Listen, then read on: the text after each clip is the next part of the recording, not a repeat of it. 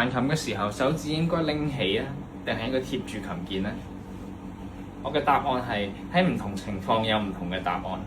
例如，我哋喺 Beethoven 嘅 Opus 2 No. 3咧，呢個開頭嘅 thirds 難到阿媽都唔認得啊！大家會想用左手幫手彈呢個 third 咧，但係咧其實唔使嘅，只要咧你用一個好嘅 fingering， 例如係5-1開始啦，跟住2-4-5-1，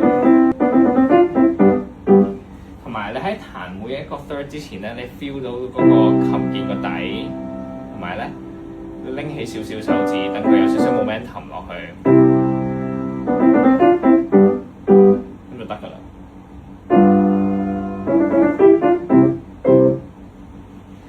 咁大家通常彈唔到得兩個原因嘅啫，一係咧佢就貼住個琴鍵咧，就好難控制啲手指喎，又好難 articulate 喎，